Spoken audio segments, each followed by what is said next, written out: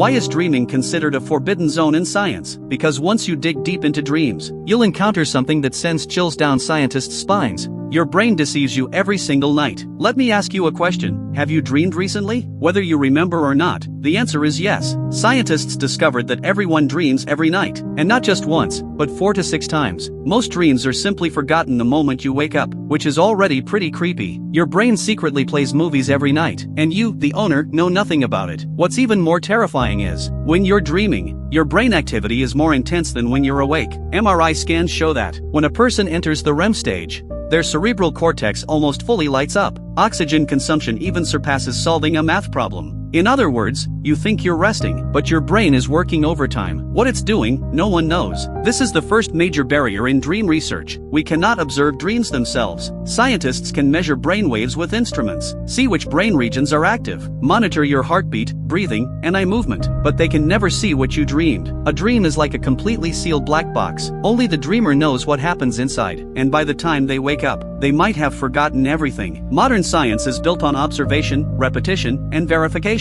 If a phenomenon cannot be objectively measured, it practically doesn't exist in the scientific world. Dreams are exactly such a phenomenon. They're real, everyone has experienced them, but you can never take out a dream to show someone what you went through. And dream time doesn't match real time at all. You may have a very long dream, where several days pass, but in reality, you only slept for 20 minutes. Or the opposite, you think you slept forever, but in your dream, only a few seconds passed. Scientists once did an experiment. They asked participants in lucid dreams to mark time by moving their eyes. The results showed that subjective dream time roughly matched real time. But the problem is, why does our memory after waking up feel completely different? What about those epic, days-long dreams? One explanation is, your brain fabricates an entire set of fake memories the moment you wake up, making you believe you had a long dream, meaning your brain might be deceiving you, and it deceives you every single night. This leads to an even scarier question. How do you know you're awake right now? This isn't philosophical nitpicking, it's a serious scientific dilemma. Over 2,000 years ago, Zhuangzi asked, was he dreaming of a butterfly, or was the butterfly dreaming of him? This question sounds silly, but to this day, scientists still cannot give a solid answer. How do we determine whether we're dreaming? Because the world before us looks real? Because we can feel our own bodies? But all of this can be perfectly simulated in dreams. Some people's dreams are so vivid they can see leaf veins clearly. The touch, the smell, the emotions in dreams are identical to reality. You never feel like you're dreaming while inside a dream. Only when you wake up do you realize. So how can you be sure this isn't another dream? Even if we ignore the philosophical issue and return to science itself, dream research still faces an uncrossable gap. It relies heavily on the dreamer's self-report. When someone wakes up and tells you what they dreamed, this is the only data scientists can get. But the problem is, human memory is extremely unreliable. You may forget 90% of the content. You may mix up the order. You may merge two completely different dreams together. You may even unknowingly embellish it while describing it. Psychological studies have long proven that memory isn't a video recorder. It is a process of constant reconstruction. Each time you recall it, you rewrite it. So the data scientists get is essentially secondhand information, and secondhand information that's been contaminated. Trying to build a rigorous theoretical framework on this foundation is nearly impossible. This is why mainstream science has long kept its distance from dream research. It's not that they aren't curious, it's that there's really no way to begin. Scientists who dare touch this field often face skepticism and marginalization from peers, because their published papers are extremely hard for others to replicate. This is fatal in academia. But the most troubling issue for scientists isn't these technical difficulties. What truly stops them from digging deeper is the ultimate question dreams point to. What is consciousness? When a person is dreaming, their body is paralyzed. Their external senses are almost fully shut down, yet their consciousness continues running, and it can construct an entire virtual world. A world with scenes, characters, plots, and emotions. It even generates faces of strangers you've never met. But who designed that face? The only answer is your brain. But how did your brain do that? How can it create a vivid human face in just a fraction of a second? The books you read in dreams, the songs you hear, the scenery you see, all of it is rendered by your brain in real time. This means your mind contains a simulation engine on the level of a supercomputer, and yet you can't normally access it. Even stranger, who is directing everything in the dream? Some say it's the subconscious. Then what is the subconscious? Why would it know how to tell a story? Why can it design events that terrify you, delight you, or break your heart? Sometimes you're chased in a dream, and the fear feels real. Your racing heartbeat is real. You even sweat for real. But if the thing chasing you is created by your subconscious, then it means you're chasing yourself.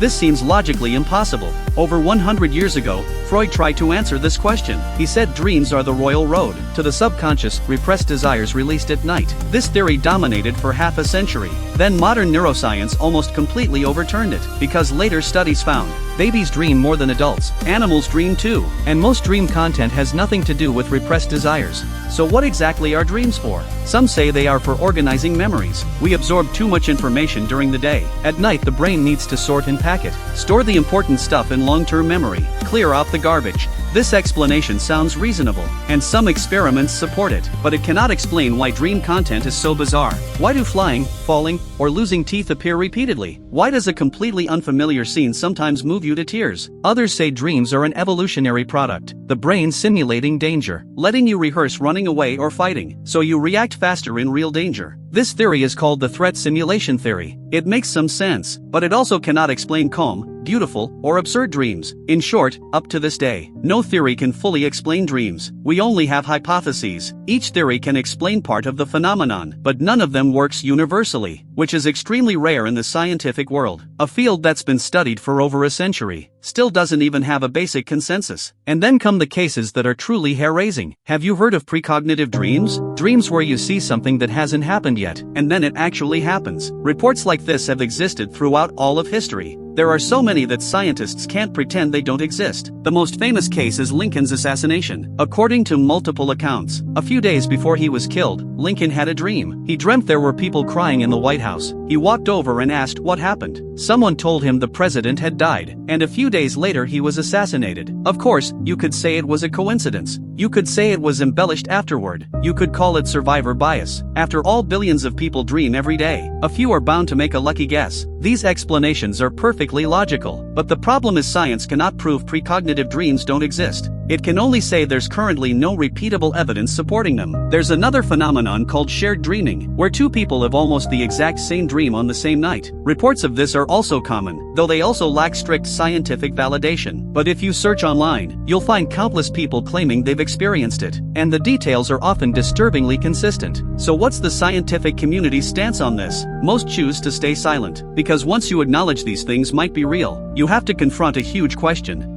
Is our entire understanding of consciousness and time fundamentally wrong? That question is so big that no one dares touch it. Modern neuroscience is advancing rapidly. We can already use AI to roughly reconstruct what someone sees from brain activity signals. A research team in Japan even showed someone a picture, then used AI to rebuild a blurry version of that image from their brain activity, which means reading dreams is technically possible, at least in theory. But almost no one dares pursue this direction, because once the door opens, the questions that follow would explode in number. If you can read dreams, can you enter them? Can you alter them? Can you implant information into someone else's dream? Even thinking about these possibilities is chilling. And dreams are the most private part of a person's mind, 1,000 times more private than anything on your phone. Who has the right to look into someone's dreams? The ethical dilemmas here might be even harder than the technical challenges. There's another question scientists avoid addressing directly. Who is actually dreaming when you dream? It sounds like a riddle, but it's very serious. When you're awake during the day, you know you are you. You have a stable sense of identity. But when you dream, sometimes in dreams you're yourself.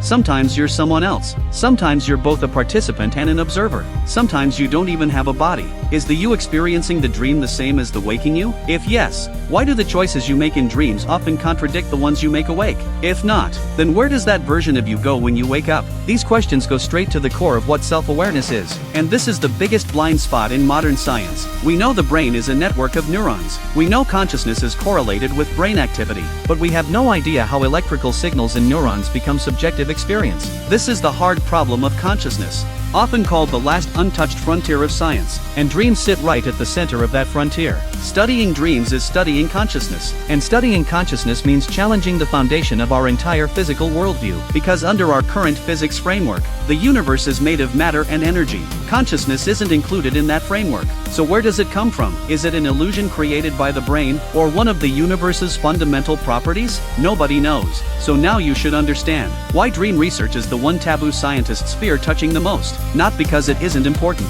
On the contrary, it's too important. It points to questions that are too fundamental. The fields involved are too complex, and it challenges too many authorities. Anyone who seriously dives into this field needs tremendous courage and the readiness to face failure. But then again, every leap in human civilization began with someone entering a forbidden zone. Hundreds of years ago, saying the Earth orbits the sun was taboo. A century ago, saying time could bend was taboo. Decades ago, saying life could be cloned was taboo. Many things we consider normal today were once things scientists were terrified to touch. Maybe one day, we will truly understand dreams. We'll solve this temporary mystery and figure out what exactly our brains do every single night. When that day comes, our understanding of ourselves may completely transform. And until that day arrives, every time you lie down and close your eyes, you're stepping into the last dark continent of human cognition. That's the end of today's video. Good night, and may you have a beautiful dream tonight.